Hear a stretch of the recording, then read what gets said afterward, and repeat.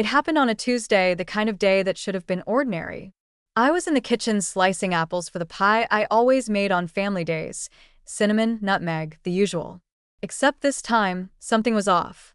I could feel it in the way my daughter-in-law, Clara, hovered near the hallway, pretending to clean, pretending to busy herself.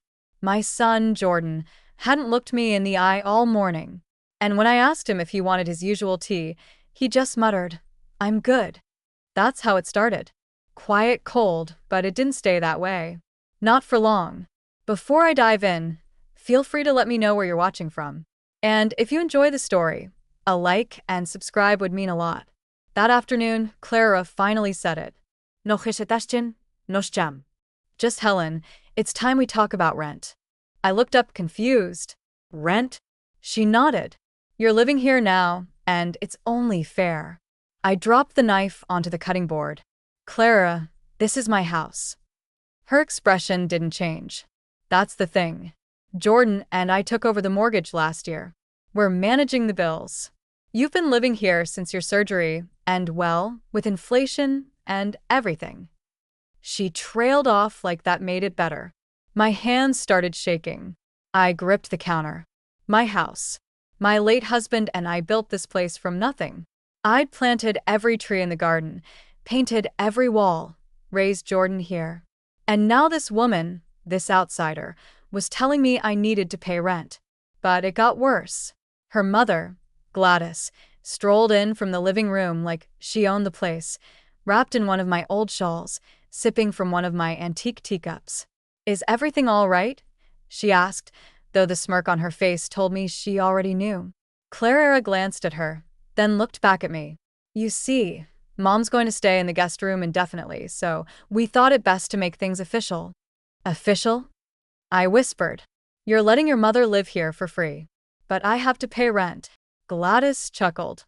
"It's nothing personal, Helen. It's just boundaries." I didn't scream. I didn't cry. I just nodded and walked out of the room. For days, I said nothing. I slept in the same room my husband died in. I walked on eggshells, watching Clara and Gladys redecorate everything. My things were slowly disappearing. My floral rug in the hall replaced with some modern beige thing, my porcelain figurines boxed up, my piano covered in throw pillows like it was just furniture. I cooked meals, and they went untouched. I cleaned, and they dirted it within minutes.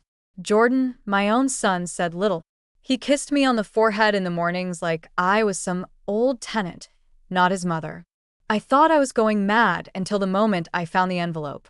It was in the trash, half buried under a banana peel, a DNA test. I pulled it out with shaking hands and wiped it clean. My name wasn't on it, but Clara's was, along with someone else's, a name I didn't recognize. My heart pounded. Why would she take a DNA test? I opened the result page. My breath caught. The result showed a probability of biological relationship. And then it hit me. The name. It wasn't her mother's. It was Jordan's. I sat there on the bathroom floor for a long time, piecing it together. Clara had submitted a DNA test comparing herself to Jordan. Why? What did she suspect, or what was she hiding?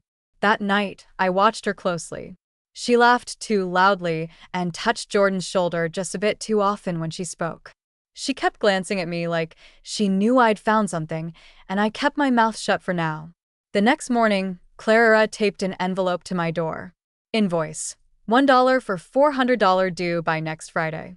I opened it slowly. Rent. They really meant it. They were charging me rent in my own home. And at the bottom, late fees apply. That's when something in me snapped. I called the bank quietly, privately.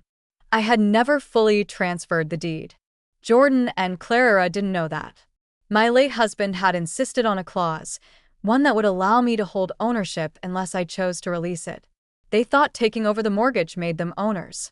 It didn't. They'd been paying a bill, not buying a house. I contacted my lawyer, and then I made a call I never thought I'd make to a man named Robert, my husband's brother, the one we hadn't spoken to in years, because he knew things Clara never wanted anyone to know.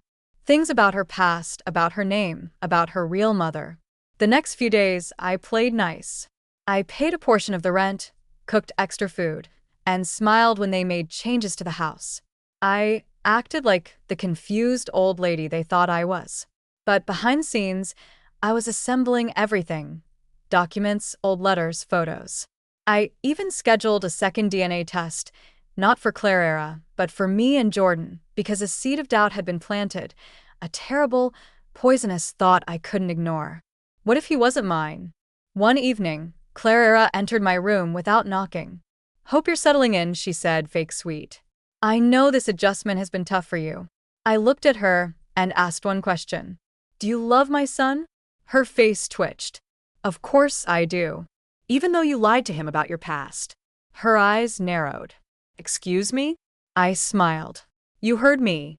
She turned pale. "You don't know what you're talking about." "Don't I?"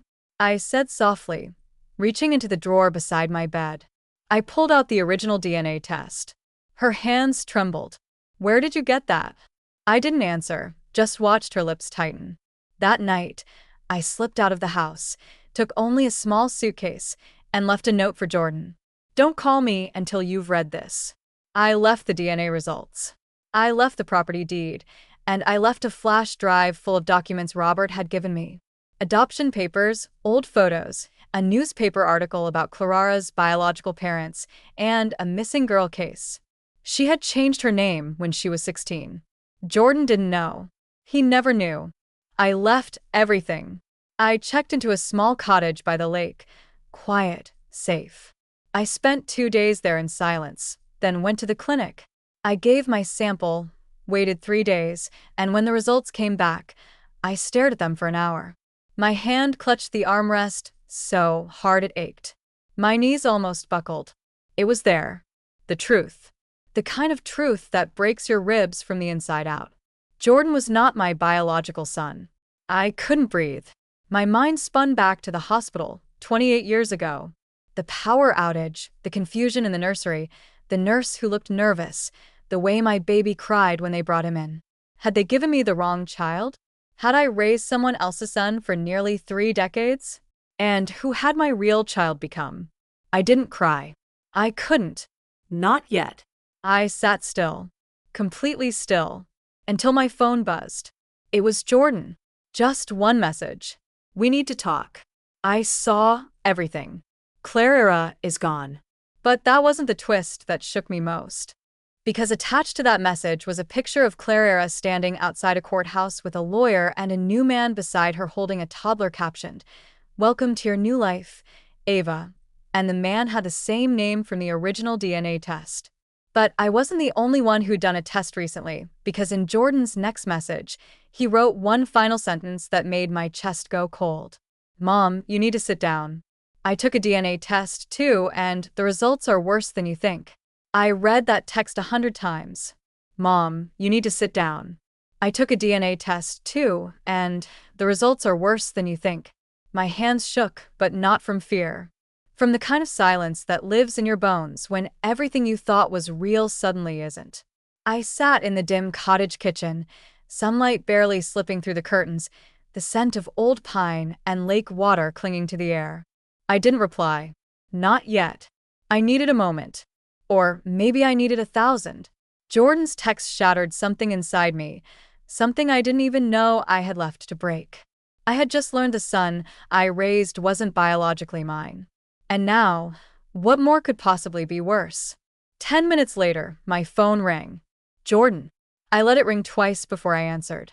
"Mom," he said immediately, his voice cracked like he hadn't slept. "Where are you, please?" I didn't know. I swear I didn't know. I stayed quiet. Just breathed. He kept going. I found the envelope, the flash drive, the will, everything. Clara. She left. She just disappeared. No note, no explanation. Took some bags, and that's it. But before she did, she left something in my email. A file. I opened it. His voice caught. "I shouldn't have." "Tell me," I said. He took a breath. "She knew. She always knew that I wasn't your son." The line went silent. "She found something years ago, a letter from a nurse. It was an unsigned apology about a mix-up in the hospital. She did a DNA test behind my back, not just with you, with someone else." And when she got the results, she planned everything. Mom, she targeted me. I closed my eyes. My heart was thumping so loud I could barely think. What do you mean she targeted you? He whispered. She married me to get to the inheritance. Your estate, Dad's company shares. She knew you'd leave it to me eventually, but she needed you out of the way. That's why she pushed for you to move in after your surgery, so you'd feel like a guest, not the owner, so I'd start seeing you as someone dependent. I pressed my hand to my mouth. Clara had always been ambitious, but this was something else. He continued, she coached her mom to act sweet, supportive, made it seem like they were doing me a favor by helping with bills, but it was all manipulation. And the worst part, his voice broke, I'm not your son, but you're the only mother I've ever known. And Clara, she found my real mother. I stopped breathing. She tracked her down, Jordan whispered. She's alive. She lives 2 states over. Clara met her once behind my back. She told her I didn't want contact, that I was better off not knowing. I stood up from the kitchen chair, dizzy. How long has she known? At least 5 years, he said. And she never told me. I stared at the wall. My throat was tight. And what about your real mother? Does she know about you now? Yes, he said. I called her this morning. She cried. She said she's been looking for me since the day I was born. I sat down again, slower this time. I was happy for him. I was, but part of me felt like I was watching my entire life float away. Jordan, I whispered. Do you want to go meet her? He didn't answer right away, then softly said, not without you. My heart cracked. You don't have to protect me, I said. You have every right to. You're my mom, he interrupted. DNA doesn't change that. I don't care what some test says. You raised me. You taught me to ride a bike. You stayed up with me when I had fevers. You came to every single school play. I don't remember anything before you. I don't want anything before you. I covered my mouth, tears slipping past my fingers. But then he said something I wasn't ready for. There's more. Of course there was. Clara left another file. He said, it's about the house and the deed. She was trying to fake paperwork to have it transferred. She forged your signature, Mom. She was going to sell the house. My blood ran cold. To who? A private buyer. Someone from her past. I'm digging into it now. But she'd already started transferring furniture, antiques, your jewelry, and the safe deposit box. My voice dropped. She touched the safe. Yes, he said. She opened it. My heart dropped. She can't. It requires both our signatures. Not anymore, Jordan said. She forged yours. She even wore a gray wig to pretend to be you at the bank. You're joking. I wish I was, he whispered. But Mom, there's something missing from the box. I felt the room spin. What? He didn't answer. Jordan, what's missing? Silence. Then the adoption file. I froze. He knew. He had found the sealed envelope I had never opened. The file my husband left in the box labeled in case the truth ever comes out. I had never touched it. Never had the strength. Jordan had always been mine in every way that mattered. But now that file was gone. We need to find Clara, I said. She won't come back, he said. She's already in another country. How do you know? Because I tracked her passport activity. I had a friend in immigration run it. And I asked. She flew to Argentina with the man from the DNA test and the child with them. Whose child is it? I asked. He didn't speak. Jordan. Mine, he said. Biologically. But I didn't know she was pregnant when she left. She never told me. The rage that built inside me wasn't just anger. It was maternal, protective, violent.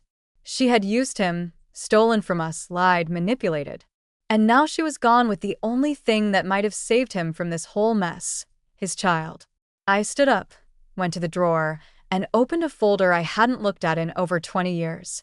Inside, my husband's lawyer contacted Property Titles, the name of the investigator we once used during the early years of his company when fraud had almost ruined him.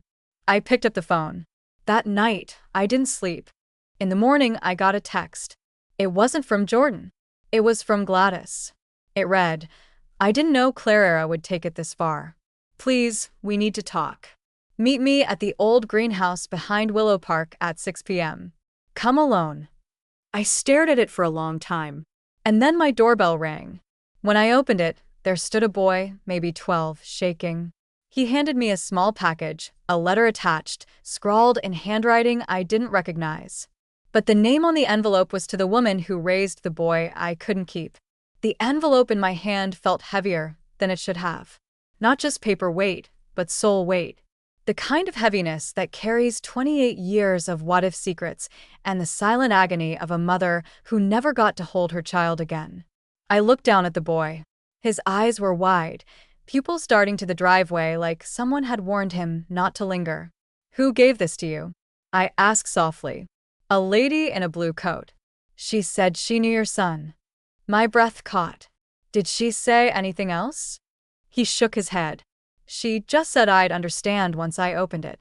And just like that, he turned and ran barefoot. No name, no car waiting, just the sound of his footsteps fading into gravel and fog. I sat on the edge of the bed and peeled back the envelope flap like it was laced with poison. Inside was a handwritten letter and a photograph. The photo was faded, torn at the edge. A woman in her late 20s holding a newborn. The hospital room was bright, and despite the smile on her lips, her eyes were swollen like she'd been crying for hours. I turned the photo over. A date, a name. March 3rd, 1997 for Helen. "I hope one day this reaches you." My hand trembled as I opened the letter. The writing was elegant, slanted, feminine, but firm. "Dear Helen, if you're reading this, then fate has intervened in the way I always prayed it would. I don't know your face, but I've imagined it for 28 years. I don't know your voice, but in my dreams, you sing to the child I lost. You see, I was the one meant to take Jordan home that day. But the power outage, the chaos at St. Mary's, and a nurse who never came forward, it all spiraled. My baby vanished. I screamed, I begged, and they handed me a child whose bracelet didn't match the name on my labor form. They told me it was a clerical error. But a mother knows. A mother always knows." I dropped the letter for a moment. My heart pounded so violently it made my vision blur. I picked it back up. I raised that boy as my own. I tried. I truly did. But he never smiled at me the way he should have. Never reached for me. Never called me mom with joy. I always wondered who was raising my child. Who had the son I birthed in her arms. Then, 5 years ago, a woman named Clara contacted me. She said she had questions, that she believed a switch had occurred. She brought documents, blood type reports, and a photo of Jordan. I broke down. He looked like me. He had my father's chin, my mother's dimple. I knew I wanted to run to him. But Clara told me you were sick, recovering. She said it would destroy you to know the truth.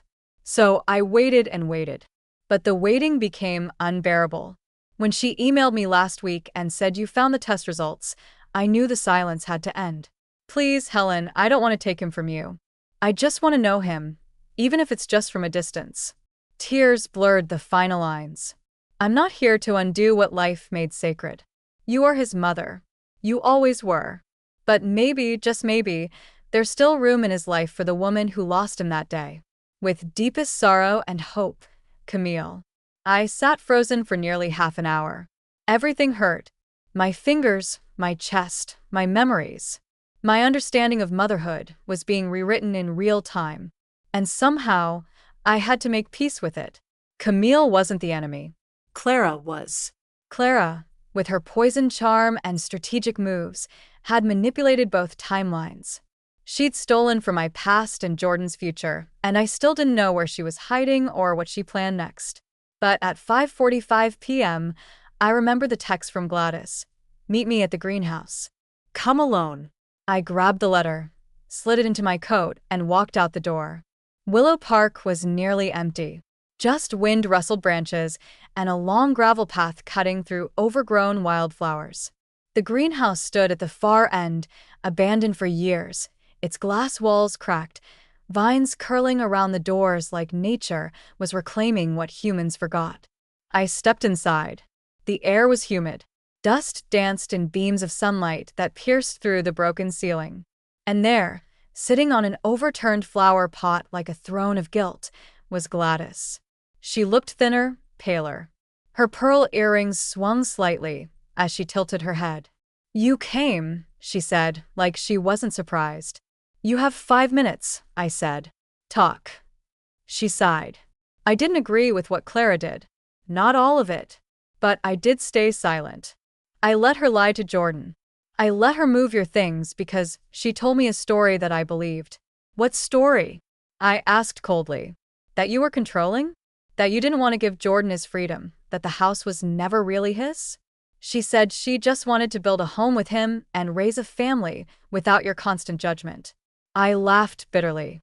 So charging me rent in my own home was a love strategy? She flinched. She crossed lines. I admit it. But she was always like that. She wasn't born cruel. She became it. After her father left, after the abuse, after she had to lie about who she was just to survive. None of that excuses what she did. Gladys looked at me then. "Really?" "Looked. You don't know what she's capable of, Helen." She's not done. "What do you mean?" "She didn't go to Argentina. That was a trail she planted. She wanted you to believe she was gone. But she's still here, somewhere close." My blood chilled. Why? Gladys lowered her voice. "Because she wants Jordan's inheritance and your house, and she knows about the offshore accounts." I blinked. "What offshore accounts?" Gladys stood. "Ask your lawyer. Ask Robert. Your husband set them up decades ago for Jordan's future. But Clara found the key. Literally a physical key. She's trying to transfer everything to a new identity. And you just let her?" I snapped. "No," she whispered. "That's why I called you here. I want to help stop her. But it might already be too late." Just then, a sound behind us. Glass crunching. We both turned. Someone was watching. A shadow darted across the greenhouse wall. I rushed outside but saw nothing. Only an envelope taped to the greenhouse door. It said, "Don't trust her. She knows everything." I turned around to ask Gladys what it meant, but she was gone. Vanished like she'd never been there at all. The greenhouse stood silent. The envelope trembled in my hand. "Don't trust her. She knows everything." It wasn't just a note. It was a warning. A threat buried in ink. And the sea could only be Clara. I looked around once more, spinning in the middle of the dirt path outside the cracked glass house, searching for any sign of Gladys. But she was gone. Not a single car, not a single footprint but mine. Did Clara come here herself? Did she see me? Was this a trap? I didn't wait to find out. I hurried back to my car, locked the doors, and drove straight to the one person I didn't want to see, but now had no choice but to trust. Robert. My husband's brother wasn't a warm man. He never had been. After my husband passed, we only spoke a handful of times, mostly about legal matters. But now I needed him, not for comfort, but for truth. His apartment was 2 floors above a silent law office downtown. The kind of place that reeked of dust and secrets. I knocked. He opened the door halfway, eyed me like he expected someone else. "Helen." "Robert, you look like hell." "I've had better weeks." He stepped aside. "Come in." I walked into the dim room lit by a single green-shaded banker's lamp and a hallway bulb that flickered with every gust of wind. He poured whiskey into 2 glasses. I declined. He drank both. "You said there were offshore accounts." I started.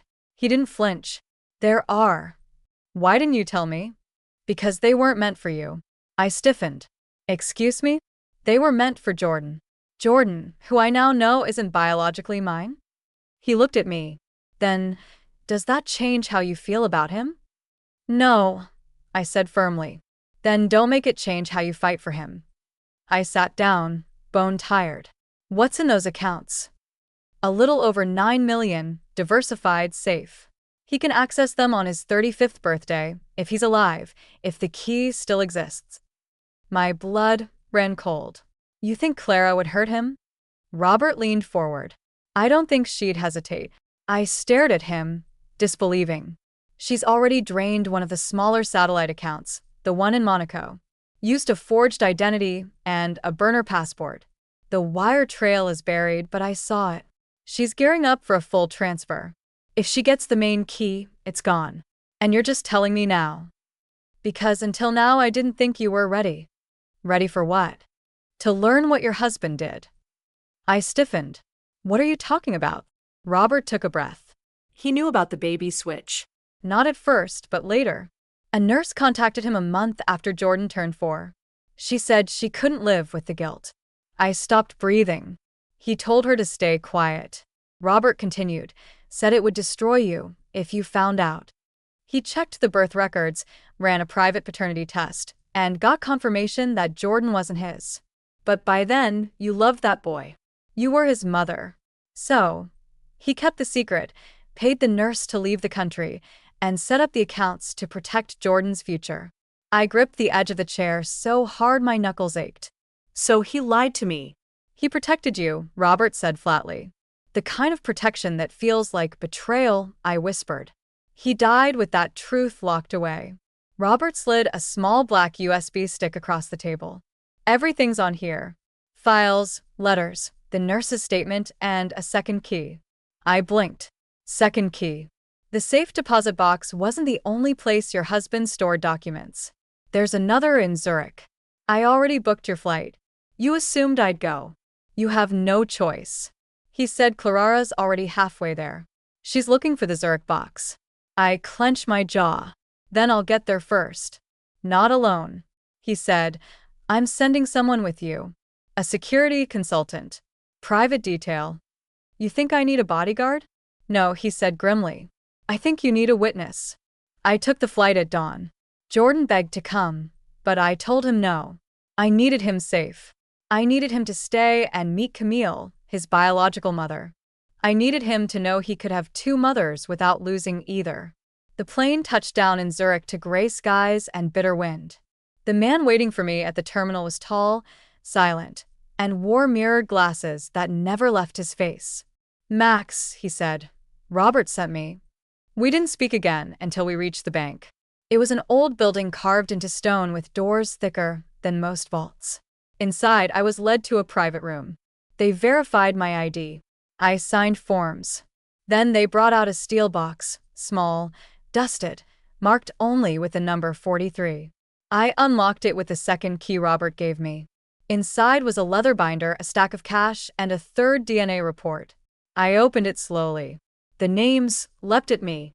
My name, Camille's, Jordan's, and one more, a girl. The probability 99.9987% sibling matched to Jordan. My eyes widened. A sister. Jordan had a sister. There was a note clipped to the bottom. My husband's handwriting. If you're reading this, I'm sorry. I made a choice.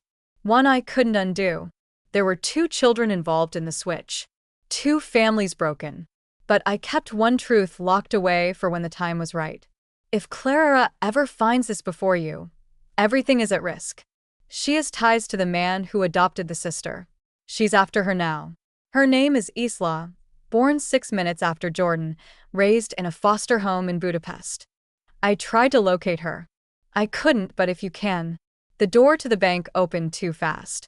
It wasn't Max. It was a woman. She wore a scarf, oversized sunglasses, but I knew the smirk. Clara. She smiled. Found you. Clara stepped into the private vault room like she owned it. Her scarf slipped down her shoulder, revealing that cold, practiced smirk I'd seen 100 times before.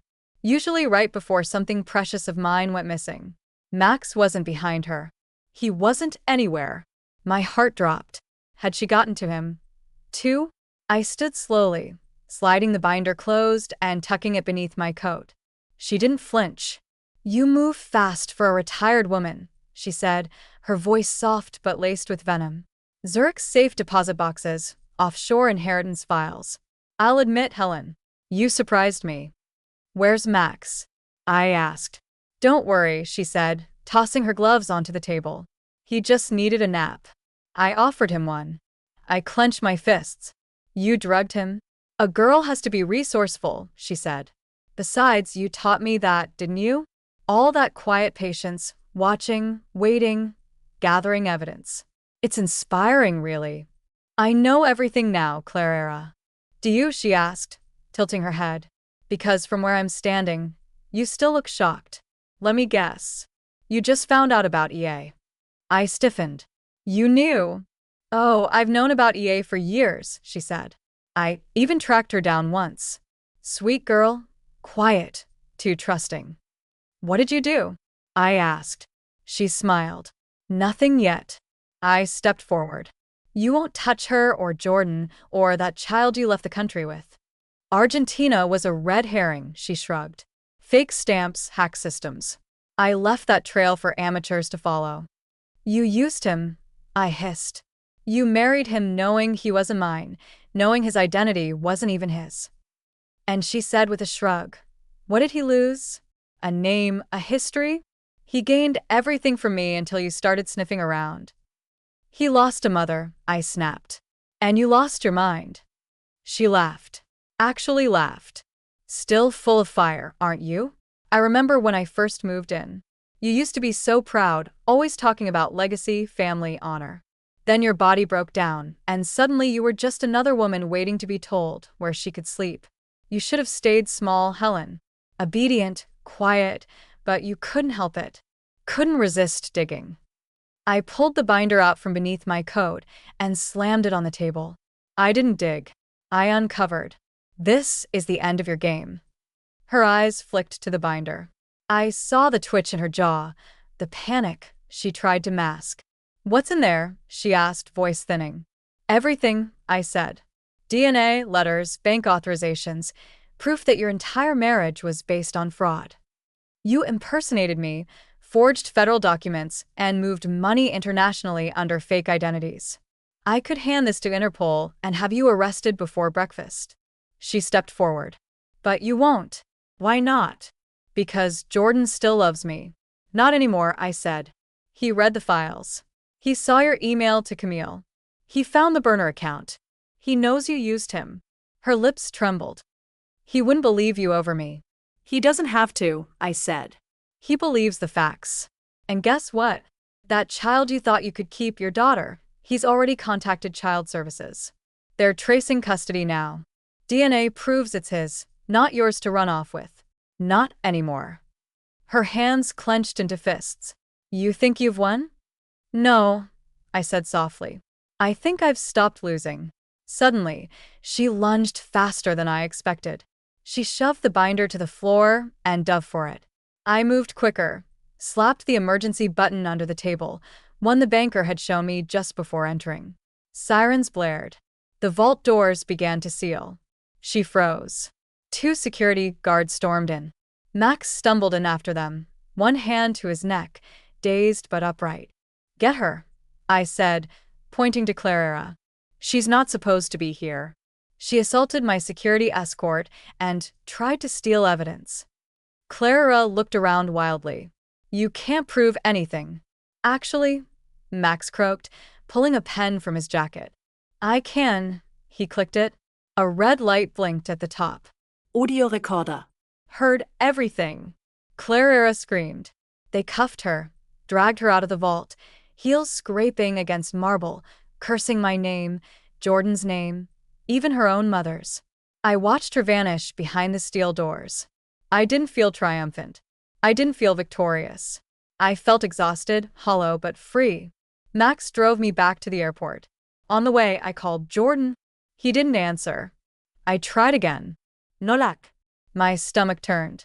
Something was wrong. When I landed back home, it was raining. I raced through customs, heart pounding. A driver was waiting with a sign. Helen M. I nodded. He didn't speak, just drove. When I walked through the front door of the house I built, I froze. Jordan was sitting in the living room. Next to him was Camille and a girl, maybe 27, with eyes just like mine. He stood when I entered. Mom, he said. Camille stood too. Helen. I dropped my bag. I looked at the girl.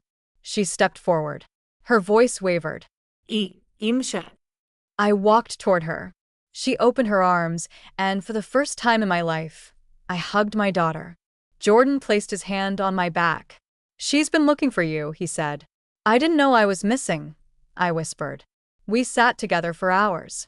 Camille told me about the years in hiding, about her own regrets, about the birthday cards she never sent. Isa showed me drawings she'd made when she was little, of a woman with silver hair and a red jacket. I wept. Jordan wept. Camille wept. For the first time, we were three mothers in one room, and not a single ounce of hate existed between us. 3 weeks later, Clara was charged in federal court for fraud, forgery, theft, and attempted kidnapping. She pled not guilty. The trial is still pending. But I don't care. I've already won because I no longer live in a house where I pay rent to be disrespected. I now live in a home rebuilt with truth. Jordan asked me if I wanted to move in with him and Isa while they start over. I told him I had a better idea. I signed the house back into his name, set up a trust for Isa, and walked away from the pain like a woman on fire, no longer afraid to burn. Now I live by the lake. I bake pies again. I write letters to a granddaughter I finally get to meet next month. And every morning I wake up knowing I didn't lose a son. I gained the truth.